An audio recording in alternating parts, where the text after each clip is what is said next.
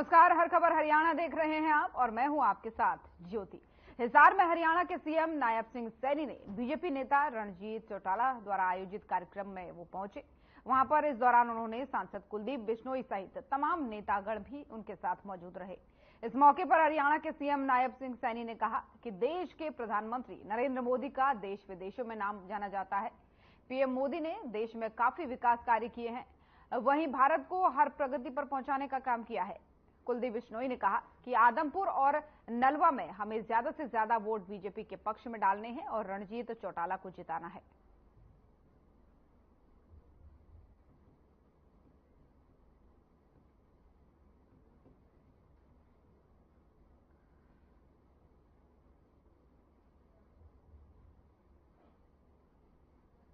लोकसभा का चुनाव अब बीच में आ गया, हिसार का आधे में पहुंच गए हम लोग। आदमपुर के अंदर रैली हमने करी, फिर भव्य भी गांव-गांव के टूर किए। रणधीर को सब गांव में, नलवा में हमने भेजा हुआ है, हमारे सारे साथी लगे। तो असमंजस क्यों है? आज भी रावतखेड़ा गांव में मैं गया, बड़ा जबरदस्त कार्यक्रम था, रणधीर जी के साथ गया था, गंगवा साहब भी वहां थे। वहां भी लोग मेरे कान में फूंक मारे, के करनो है। मैंने कहा अभी थे कुछ मैंने के करनो है, खुली किताब है। 100% चौधरी रणजीत चौटाला जी को, जो हमारा परिवार का व्यक्ति है, चौधरी रणजीत चौटाला के आगे कमल का बटन दबाएगा, ये मेरी प्रार्थना खुले तौर पे आपको आज कहता हूं। इसके भी कारण है। पहला कारण, हमने माननीय नरेंद्र मोदी जी को तीसरी बार प्रधानमंत्री बनाना कि भाईचारा इनका जो कुलदीप से देखा, ऐसा शायद भाई कोई सुदामा और कृष्ण का था, ऐसी जोड़ी मैं तो नहीं देखी। गजब है, गजब है। कभी खुला सफर का टाइम मिले, कोई तमिलनाडु तक जाना तो इनकी बात अगर गाड़ी में सुने तो रणजीत जी की मजा भी है, पूरा काम हो। बहुत बढ़िया, बहुत धन्यवाद। अब मैं आप सबको ये कहूँगा, कमल के बटन पे बटन दबा के यहाँ से जबरदस्त लीड दें। यहाँ से चुनाव में कमल का वोट करा के प्रधानमंत्री को देश का प्रधानमंत्री बनाएं, देश का उनका दुनिया में कद बढ़े।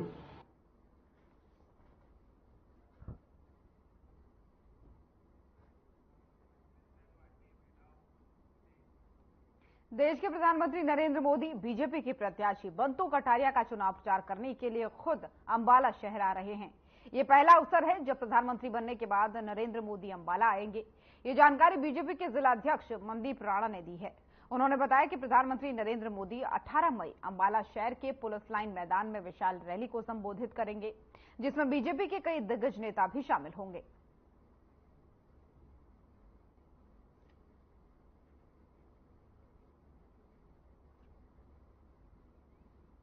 प्रधानमंत्री नरेंद्र मोदी जी 18 तारीख को अंबाला पुलिस लाइन ग्राउंड के अंदर आ रहे हैं और माननीय मुख्यमंत्री जी भी उस कार्यक्रम में रहेंगे।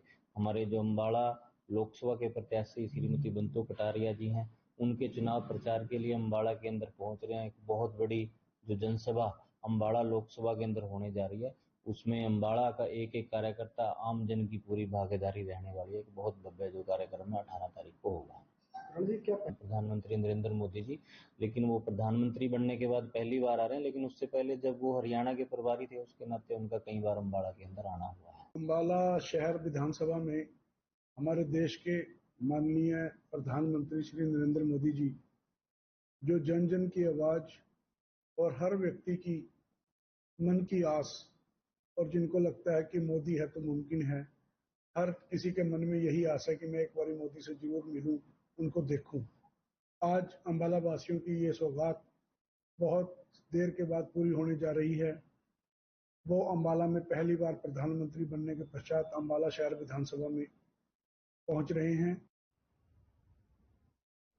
और चंडीगढ़ से इस वक्त की बड़ी खबर सामने आ रही है, जहां हरियाणा के डीजीपी शत्रुजीत कपूर का बयान सामने आया है। लोकसभा चुनाव को लेकर के बोले डीजीपी, स्वतंत्र, निष्पक्ष और शांतिपूर्ण होगा चुनाव संपन्न करवाने को लेकर के पुलिस तैयार है। पूरी तरीके से भारी संख्या में तैनात किया गया है पुलिस बल। तो ये जानकारी सामने आई है और कहा गया है कि पुलिसकर्मी और पैरामिलिट्री कंपनियां रहेंगी तैनात। तो लगातार चुनाव को लेकर के तैयारियां जो है वो लगभग पूरी हो चुकी है। हरियाणा में 25 मई को मतदान होने हैं और इस मामले में हरियाणा के डीजीपी शत्रुजीत ने जानकारी दी है। लोकसभा चुनाव को लेकर के उन्होंने कहा कि तैयारियां लगभग पूरी हो चुकी है। स्वतंत्र और निष्पक्ष चुनाव कराने को लेकर के तैयारियां लगभग पूरी हो चुकी है। पुलिस बल तैयार है तैनात रहने के लिए और जो पैरामिलिट्री फोर्सेज हैं वो भी तैयार है। तो शत्रुजीत कपूर का यह बयान सामने आया है लोकसभा चुनाव को लेकर के। लोकसभा चुनाव के मद्देनजर उन्होंने जानकारी दी है। कहा है कि स्वतंत्र, निष्पक्ष और शांतिपूर्ण चुनाव कराने के लिए हम लोग तैयार हैं। पुलिस भी पूरी तरीके से तैयार है। पुलिसकर्मी और पैरामिलिट्री फोर्स भी पूरी तरीके से तैनात रहने के लिए तैयार है। तो डीजीपी ने यह जानकारी साझा की है लोकसभा चुनाव के मद्देनजर। जो 25 मई को हरियाणा में वोटिंग होगी उसके मद्देनजर ये जानकारी साझा करते हुए डीजीपी शत्रुजीत कपूर।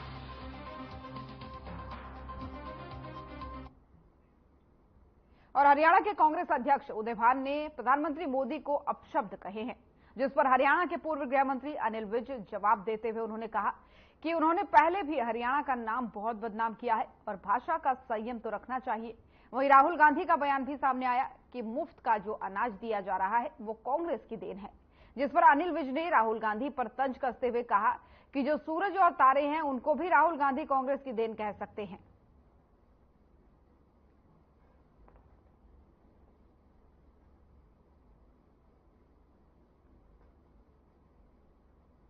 देखिए, अब जो आकाश में चंद्रमा, सूरज और तारे हैं, राहुल गांधी जी ये भी कह सकते हैं ये कांग्रेस की देन है, कह सकते हैं, पर पहले क्यों नहीं बांटा गया? नरेंद्र मोदी को ही ख्याल क्यों आया?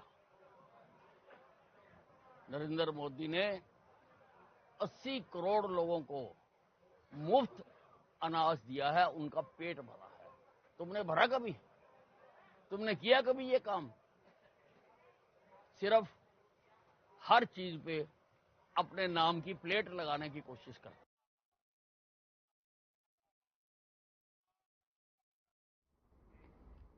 और वहीं चंडीगढ़ से एक और बड़ी खबर सामने आ रही है, जहां पर 3 निर्दलीय विधायकों के समर्थन वापसी का मामला सामने आया है। विधायकों ने फिर राज्यपाल को भेजा समर्थन वापसी का पत्र। चरखी दादरी से निर्दलीय विधायक सोमवीर सांगवान ने पुष्टि की है। तीनों विधायकों ने ईमेल से भेजा था समर्थन वापसी पत्र।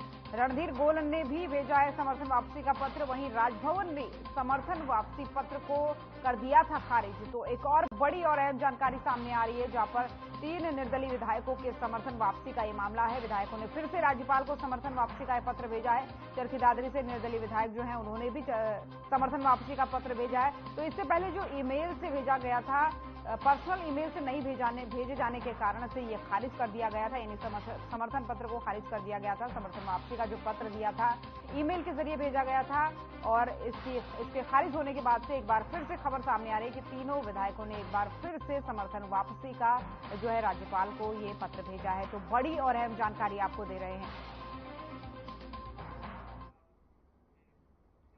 और कैबिनेट की बैठक खत्म होने के बाद से कैबिनेट मंत्री मूलचंद शर्मा का बयान सामने आया है। कैबिनेट की बैठक में पुलिस से संबंधित मुद्दों पर चर्चा हुई है। रेवाड़ी में एम्स कॉलेज बनता है, उसके जमीन के बारे में चर्चा हुई है। प्रदेश की आबकारी नीति पर चर्चा हुई। साथ ही गर्मी के मौसम में पीने के पानी की कोई किल्लत नहीं हो, इसको लेकर भी चर्चा की गई है। मूलचंद शर्मा ने कहा कि किसानों की उनकी पेमेंट जल्द से जल्द उनको मिले, गेहूं का उठान तेजी से हो और इस पर भी इस बैठक में मंथन किया गया, यानी इस कैबिनेट बैठक में मंथन किया गया है ताकि किसानों की पेमेंट जल्द से जल्द उनको मिल सके। साथ ही उन्होंने ये भी कहा कि विपक्ष सरकार को अल्पमत की सरकार बताकर घेर रहा है। विपक्ष के पास कहने को कोई बात है नहीं, हमारे पास तो पूर्ण बहुमत है।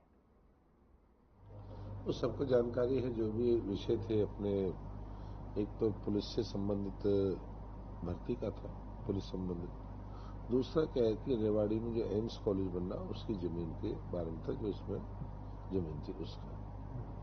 और तीसरा एक्साइज पॉलिसी पे जो भी है उस पर कैबिनेट आई थी और इस पर जो भी मुद्दे थे उन पर चर्चा हुई थी। बिजली है, पानी है और आम व्यक्ति को, पशु है, पक्षी है, हर एक को पानी की बहुत बड़ी जरूरत है।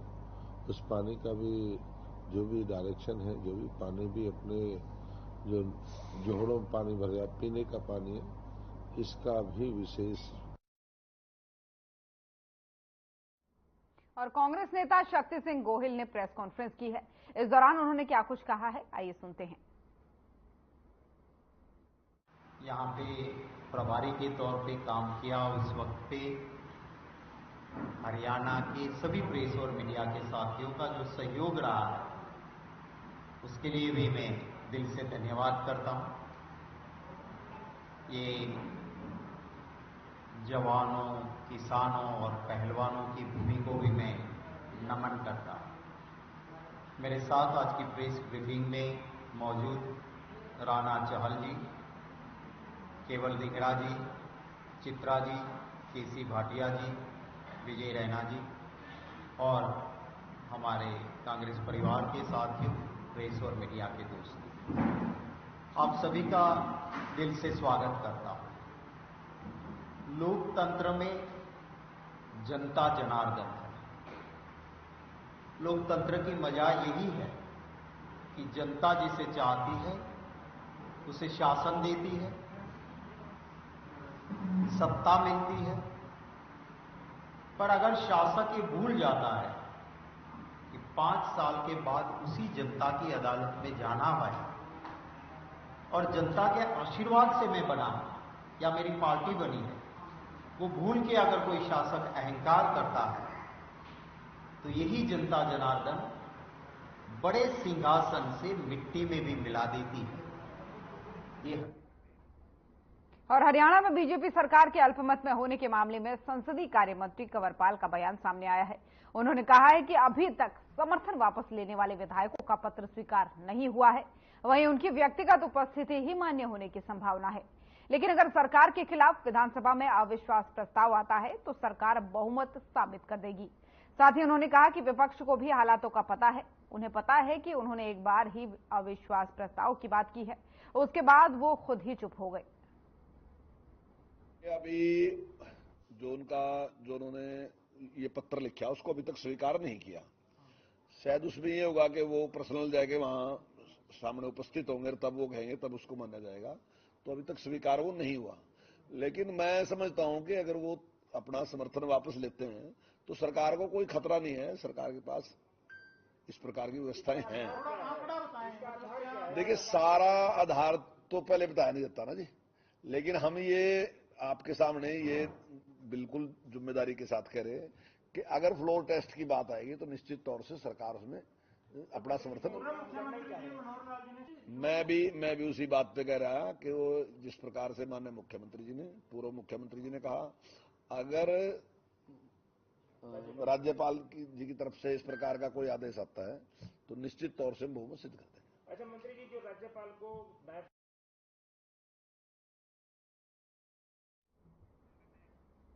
और हरियाणा की सभी 10 लोकसभा सीटों पर 25 मई को वोट डाले जाएंगे। वोटिंग का समय नजदीक आते ही अब सभी पार्टियों ने चुनाव प्रचार में तेजी कर दी है और इसी कड़ी में बीजेपी के कोसली विधानसभा के बेरली कला में विजय संकल्प रैली का आयोजन किया गया और इस रैली में मध्य प्रदेश के सीएम डॉक्टर मोहन यादव भी पहुंचे। रोहतक से बीजेपी लोकसभा प्रत्याशी डॉक्टर अरविंद शर्मा के पक्ष में चुनावी रैली में वो पहुंचे। यहां पहुंचने पर बीजेपी कार्यकर्ताओं ने उनका जोरदार स्वागत किया।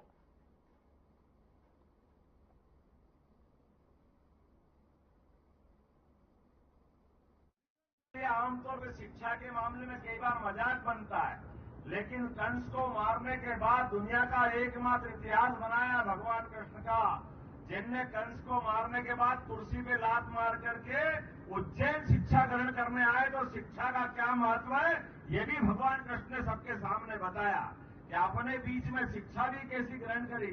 रामविलास शर्मा जी यहाँ प्रोफेसर साहब पुराने मौजूद है।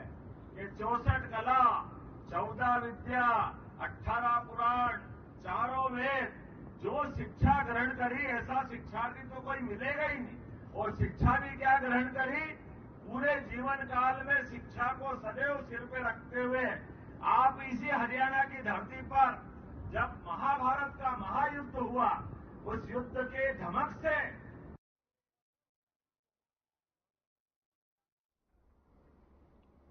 और 25 मई को गुरुग्राम लोकसभा के 25 लाख से ज्यादा मतदाता मतदान कर तमाम प्रत्याशियों की किस्मत ईवीएम में कैद करेंगे, जिसके लिए अब प्रत्याशियों ने अपना चुनाव प्रचार भी तेज कर दिया है।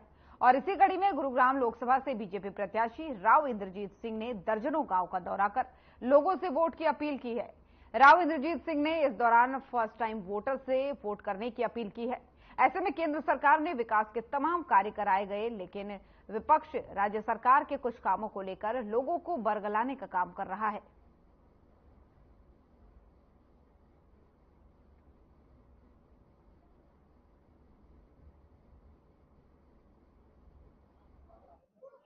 कि दान सिंह को अगर वोट देंगे तो आने वाले समय के अंदर अगर हुड्डा साहब चीफ मिनिस्टर बनते हैं तो हमारे काम वो करवा लेगा।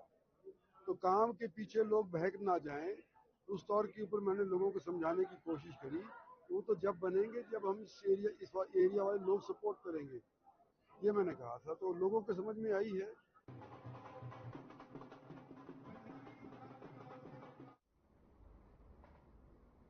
और इंद्री के बड़ा गांव में राज्यसभा सांसद कार्तिक शर्मा और इंद्री के विधायक राजकुमार कश्यप का गांव में पहुंचने पर ग्रामीणों ने जोरदार स्वागत किया।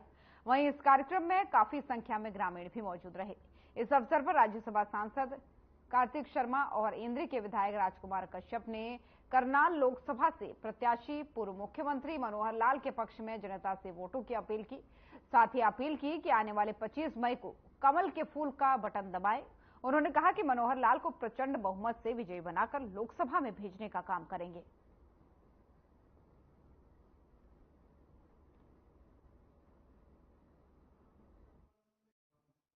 बहुत अच्छा लगा बड़ा गांव में आकर, लोगों ने बहुत प्यार दिया है और मुझे पूरी उम्मीद है कि बड़ा गांव में बहुत प्रचंड बहुमत से इस बार लीड मिलेगी और पूरे करनाल संसदीय क्षेत्र के अंदर बहुत अच्छे मार्जिन से सारे रिकॉर्ड टूटते हुए मनोहर लाल जी जीतेंगे।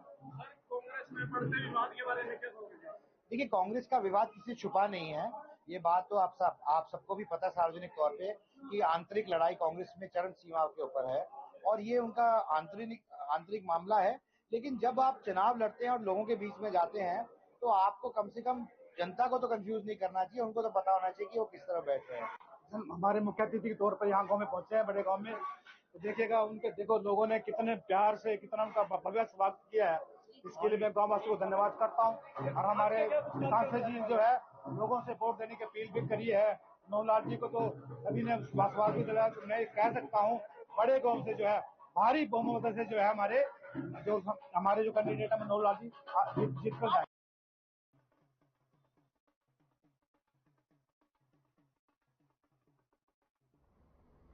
और फरीदाबाद से कांग्रेस प्रत्याशी महेंद्र प्रताप लगातार लोगों के बीच पहुंच रहे हैं और इसी बीच वो फरीदाबाद के बुढ़ेना गांव पहुंचे, जहां गांव के लोगों ने उनका जोरदार स्वागत किया।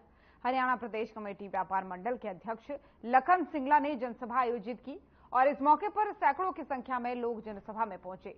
इस दौरान लोगों को संबोधित करते हुए हरियाणा कांग्रेस कमेटी व्यापार मंडल के अध्यक्ष लखन सिंगला ने कहा कि लगातार कांग्रेस प्रत्याशी महेंद्र प्रताप को गांव हो या फिर शहर, लोगों का समर्थन मिलने जा रहा है।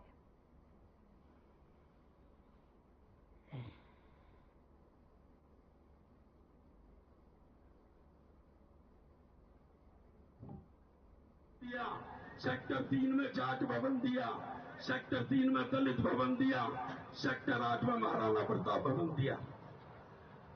देखो एक बात है मेरी, इतना ही कहना चाहूंगा, यदि फरीदाबाद के अंदर राम राज लाना है तो महेंद्र प्रताप जी को लाना पड़ेगा। भ्रष्टाचार और करप्शन मिटाना है तो चौधरी महेंद्र प्रताप जी को लाना पड़ेगा। और आपको बता देता हूं 2024 के अंदर कांग्रेस की सरकार बनने जा रही है। 70 से 75 कांग्रेस की सीट आएंगी। और बीजेपी नेता कुलदीप बिश्नोई ने गांव लीलस का दौरा किया और दावा किया कि बीजेपी 400 पार का नारा सिद्ध करके दिखाएगी। वहीं कुलदीप बिश्नोई ने कांग्रेस पर भी जमकर इस दौरान निशाना साधा और कांग्रेस को चला हुआ कारतूस की संज्ञा देते हुए कहा कि कांग्रेस ने हमेशा देश को तोड़ने की बात की है, जबकि बीजेपी के लोग और प्रधानमंत्री नरेंद्र मोदी देश की तरक्की की बात करते हैं।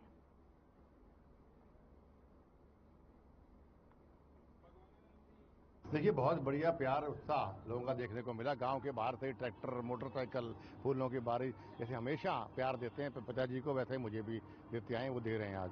और इन लोगों का जोश देख के मैं दावे से कह सकता हूँ बहुत बढ़िया मार्जिन से भाई धर्मवीर जी यहाँ से जीत के निकलेंगे। आपका भी क्रम हो भी रहा है तो इस बार के चुनाव किस प्रकार से देखते हैं आप और कितनी मार्जिन समझते हैं आप? देखिए, बहुत बढ़िया मार्जिन है। भिवानी मेरे परिवार कर्म भूमि है। परमात्मा इसमें मुझे पक्की वाली ताकत देंगे तो भिवानी के मेरे साथियों का एहसान भी उतारूंगा। लेकिन सभी मेरे भिवानी के साथियों को, भिवानी महेंद्रगढ़ के जो हमारे साथी हैं, उन सब से मेरी प्रार्थना है कि भाई अगर आपके मन में थोड़ा सा भी स्नेह मेरे लिए है तो भाई धर्मवीर जी को भारी मतों से आप जीतें। और फरीदाबाद के निर्वाचन अधिकारी और डीसी विक्रम सिंह यादव ने मतदाताओं से अपील की है कि वो जब भी वोट डालने के लिए जाएं तो अपना मोबाइल फोन और इलेक्ट्रॉनिक सामान साथ लेकर न जाएं। हालांकि बूथों पर ऐसे सामान को रखवाने के लिए भी व्यवस्था की गई है। यदि बूथ पर किसी भी मशीन में कोई दिक्कत आती है तो रिजर्व में रखी गई मशीनों को तुरंत बदल दिया जाएगा। और साथ ही आपको ये भी बता दें कि इसके अलावा दिव्यांगजनों के लिए भी व्हीलचेयर का इंतजाम किया गया है ताकि कोई भी परेशानी उनको वोट डालने में न आए।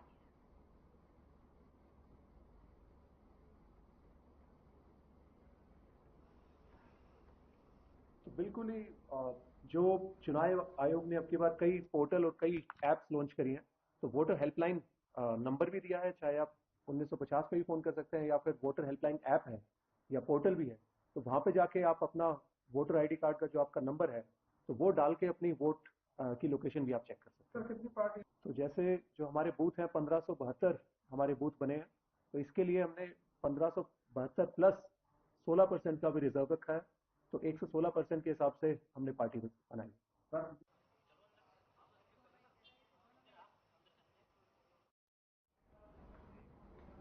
और भिवानी के आदर्श महिला महाविद्यालय में जिला के बवानीखेड़ा विधानसभा क्षेत्र के पीठासीन अधिकारी, वैकल्पिक पीठासीन अधिकारी, मतदान अधिकारी और अन्य कर्मचारियों को चुनाव प्रक्रिया से संबंधित प्रशिक्षण दिया गया। साथ ही चुनाव प्रशिक्षण कार्यक्रम में मशीनों को स्थापित करने और उन्हें चलाने की पूरी जानकारी उपलब्ध करवाई गई। साथ ही आपको यह भी बता दें कि ईवीएम, वीवीपैट और पोल आरंभ होने से समाप्ति तक पूरी प्रक्रिया के बारे में विस्तार से बताया गया। इस मौके पर चुनाव प्रशिक्षण नोडल अधिकारी रमन शांडिल्य ने बताया कि पीठासीन अधिकारी को मतदान केंद्र की स्थापना, ड्यूटी पर तैनात अधिकारियों के साथ तालमेल और मशीन के सही संचालन, मतदाताओं के लिए सुविधाएं आदि का संचालन करना होता है। इसलिए अधिकारियों को अपनी जिम्मेदारियों का एहसास होना बहुत जरूरी है।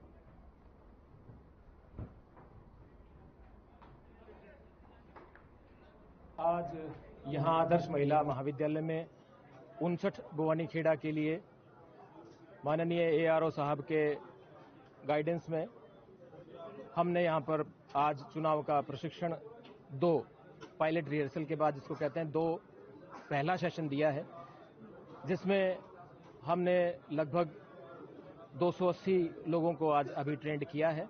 और इस तरीके के हमारे 4 सेशन यहाँ पे पोलिंग पार्टी के होने हैं और जो कुल बूथों की संख्या है वो 229 है, जिसके। तो हर खबर हरियाणा देख रहे थे आप। बुलेटिन में फिलहाल इतना ही। नमस्कार।